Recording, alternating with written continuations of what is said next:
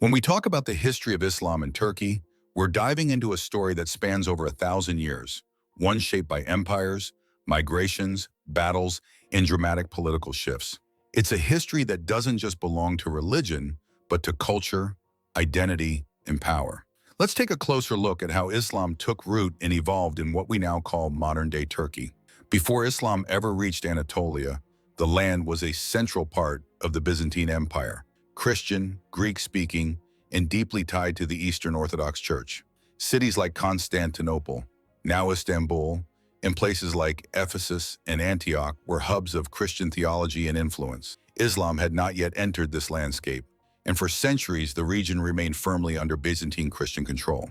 That started to change after the death of Prophet Muhammad in 632 CE. As Islam rapidly expanded under the Umayyad and Abbasid caliphates, Arab Muslim armies began pushing into Byzantine territory from the south, launching raids into Anatolia during the 7th and 8th centuries. These were fierce military campaigns, but they didn't bring mass conversions. There was no long-term Islamic governance in the region at that time. The people of Anatolia remained Christian, and Islam remained mostly at the borderlands. But everything changed in the 11th century. This was the turning point, when Islam's presence in Anatolia truly began to take hold. Enter the Seljuk Turks, a Turkic nomadic people from Central Asia who had already embraced Islam. In 971, they faced the Byzantine Empire in the legendary Battle of Manzikert. The Seljuks, led by Alp Arslan, dealt a crushing defeat to the Byzantine army and even captured Emperor Romanos IV. After this victory, waves of Turkic Muslim tribes began settling across the Anatolian plateau. Over time, they started to replace the older Byzantine influence, not just politically, but religiously and culturally as well. Shortly after, the Sultanate of Rum was established in 1077. This was more than just a political entity. It was an Islamic state that laid the foundations for institutional Islam in Anatolia. Mosques were built, madrasas, Islamic schools, were opened. Sufi brotherhoods like the Mevlevis, centered in Konya, began to thrive. Islam was no longer just arriving, it was becoming part of everyday life. Then came the Ottomans.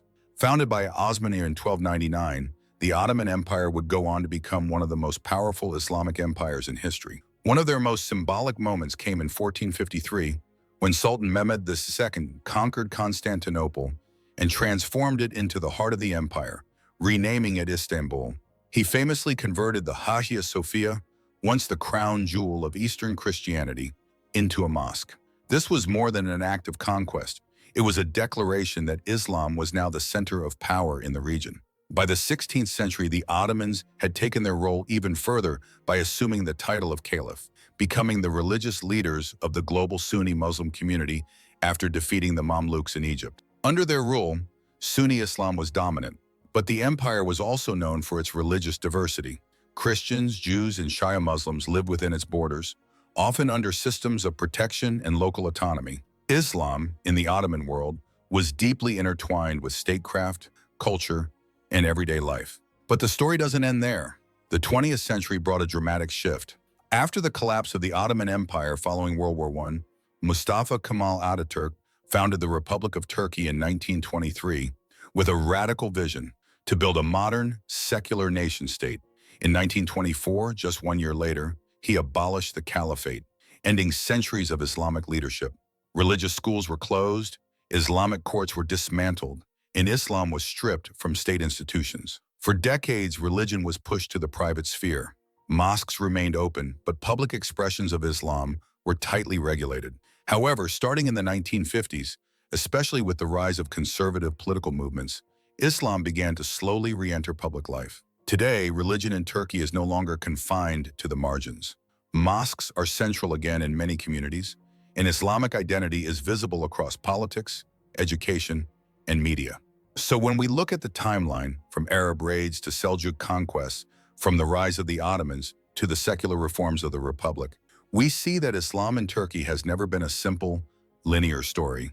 It's a dynamic, evolving force that has shaped and been shaped by every major chapter of Turkish history. And this is just the beginning of understanding Islam in Turkey, because beyond the past, there's still much more to explore about how it lives and breathes in the present.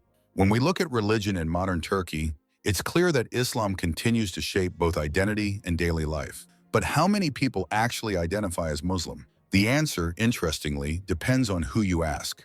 Officially, the numbers are almost absolute. According to the Turkish government and sources like the CIA World Factbook, around 99.8% of Turkey's population identifies as Muslim. That figure has been repeated in official documents for decades, giving the impression of near total religious unity. But when you turn to independent surveys and ask the people themselves, the picture becomes a bit more nuanced. For example, a 23 Ipsos survey found that 83% of respondents in Turkey identified as Muslim. Meanwhile, the Pew Research Center, in a more recent 25 report, placed that figure closer to 95%. That's still a very large majority, but it suggests that some segments of the population, especially younger, urban, or secular individuals, may no longer identify strictly with Islam, at least not in traditional terms. It also reflects a broader trend in Turkish society, where individual belief and cultural Islam sometimes part ways. Now let's take a closer look at the internal makeup of the Muslim population in Turkey. Like many parts of the Muslim world, Turkey is not religiously homogeneous. While most Muslims in the country are Sunni, there are also significant Shia-affiliated groups, each with their own traditions, beliefs, and regional concentrations. Starting with Sunni Muslims, they are by far the majority.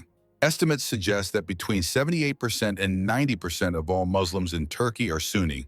Most of them follow the Hanafi school of jurisprudence, which has historically been the dominant school under both the Ottoman Empire and the modern Republic.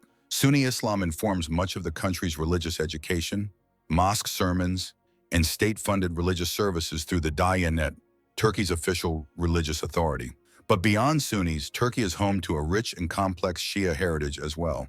The Alevis are the largest of these groups. Depending on how and where the surveys are conducted, Alevis are believed to make up between 3% and 15% of the population. Their beliefs and rituals are quite distinct. They do not pray in mosques, and their places of worship are called semavis. Alevis often emphasize music, poetry, and moral teachings, drawing from both Shia and Sufi traditions. They've long sought official recognition of their faith and institutions, something that remains a topic of national debate. Then there are the Jafaris, another Shia group mostly of Azerbaijani descent, concentrated in eastern provinces like Iğdır and Kars. Their percentage is smaller, estimated between 0.2% and 4% of the total population. But they have maintained a strong community identity with mosques, clerics, and religious education rooted in the Twelver Shia tradition. The same followed in Iran and Iraq. Also present, though in smaller numbers, are the Alawites, mainly found in the southern regions of Turkey, especially near the Syrian border. Alawites blend Shia Islam with other regional traditions, and their estimated population share ranges from 0.2% to 1%. Despite their small numbers, they represent an important piece of Turkey's religious mosaic, especially in provinces like Hatay. So to summarize it clearly, while Sunni Islam remains the dominant faith, Turkey's Muslim population includes a wide array of beliefs and practices that reflect the country's diverse ethnic and historical heritage. Understanding this religious landscape isn't just about numbers. It's about appreciating the layers of tradition, geography, and culture that shape what Islam means to different communities across Turkey. Whether in the bustling mosques of Istanbul or the quiet semavis of Sivas, Islam in Turkey is far from one-dimensional. When we talk about the daily life of Muslims in Turkey, it's important to understand that while they share the same foundational beliefs as Muslims around the world, the way those beliefs are practiced is deeply shaped by Turkey's unique geography, history, and culture. With over 95% of the population identifying as Muslim, Islam isn't confined to one area or one lifestyle. It's embedded in the rhythm of life across the entire country. Now, Muslims live throughout Turkey, from the bustling streets of Istanbul to the quieter towns of central and eastern Anatolia. But if we're looking at where the religious and cultural patterns are most concentrated, a few regions stand out. The majority of Turkish Muslims are Sunni, and you'll find that Sunni communities almost everywhere. Cities like Konya, Kayseri, and Sivas in central Anatolia are known for their conservative values and deep religious roots.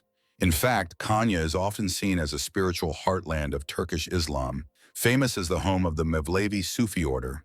Yes, the one founded by Rumi. Beyond that, eastern and southeastern Turkey also have large Sunni populations, both in rural villages and urban centers. On the other hand, Turkey is also home to Alevi Muslims, who practice a distinct Shia-influenced interpretation of Islam. Alevis are more concentrated in eastern and central Anatolia, especially in provinces like Tunceli, Erzincan, and Sivas. And you'll also find sizable Alevi communities in parts of Istanbul, Ankara, and Izmir.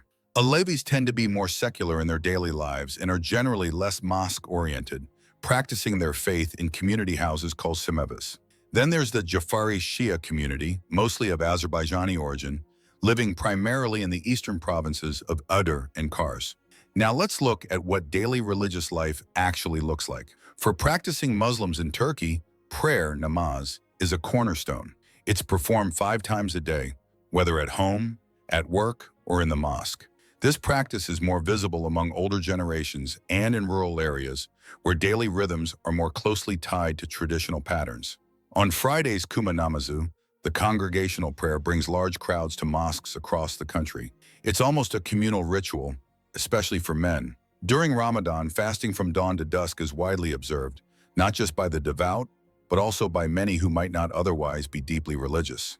It's a cultural moment as much as a spiritual one, and for those who can afford it, there's a lifelong aspiration to complete the Hajj or Umrah pilgrimage, often later in life, once children are grown and responsibilities are fewer. But Islam in Turkey is not just about individual rituals, it's also about shared cultural habits. For instance, family meals after prayer, especially during Ramadan, are cherished moments. In many households, you'll find women attending or hosting Mevlüt gatherings, where Quranic verses are recited in memory of the deceased or to celebrate a birth. In conservative regions like Urfa, Gaziantep, or again, Konya, it's common to see women wearing hijab and modest, long coats. But headscarves are much less common along the Aegean coast, in cities like Izmir or Muğla, where lifestyles are more secular and relaxed. When it comes to religious education, many conservative families choose Imam Hatip schools, a unique type of school in Turkey that combines standard academic subjects with Islamic studies. These schools have become especially popular in the last 2 decades, reflecting a growing emphasis on integrating faith and formal education. Mosques themselves are everywhere. Istanbul alone has over 3,000. Some are massive architectural landmarks like the Blue Mosque or Süleymaniye, while others are humble neighborhood prayer halls. In urban areas, mosque attendance fluctuates. While daily attendance might be low among working professionals or students, things shift during religious holidays or moments of personal crisis, when people naturally turn to faith. In rural villages, however, mosque life remains more central. Imams aren't just prayer leaders. They're community guides, often mediating disputes, leading funerals, or teaching the youth. You'll also see stark contrasts across regions. In the southeast, Islam is deeply traditional and often interwoven with tribal customs and strong family structures. In the suburbs of Istanbul, you'll find a mix of secular and conservative practices, with districts like Bağcılar or Üsküdar leaning religious, and places like Şişli or Kadıköy more liberal. Along the Aegean, visible religious practices are fewer, and the lifestyle is generally more European and secular. Meanwhile, in central Anatolia, daily prayer, modesty, and religious schooling are respected and normalized parts of life. Public expressions of Islam are also institutionalized in many ways. Eid al-Fitr and Eid al-Adha are both national holidays, celebrated with family visits, charitable giving, and festive meals. The Adhan, the Islamic call to prayer, echoes 5 times a day from minarets across the country, reminding everyone, practicing or not, of the faith's presence. Many workplaces, especially in more conservative areas, offer Friday prayer breaks, and halal food is the norm across Turkey, even in the most secular corners of its cities. So when we look at Islam in daily life in Turkey, it's not a single picture. It's a mosaic. It's a farmer in Erzurum heading to the mosque before sunrise. It's a university student in Izmir quietly fasting through finals. It's a family in Konya gathering for evening Quran recitation. It's secular, it's spiritual, it's visible in some places and private in others. But it's always there, woven into the social and cultural fabric of the country in countless forms. Even though Muslims make up the overwhelming majority in Turkey, their lives are far from free of challenges. In fact, the intersection of religion, identity, and politics in modern Turkey creates a complex and often tense landscape, one where being Muslim can mean very different things depending on where you live, how you practice, or which tradition you belong to.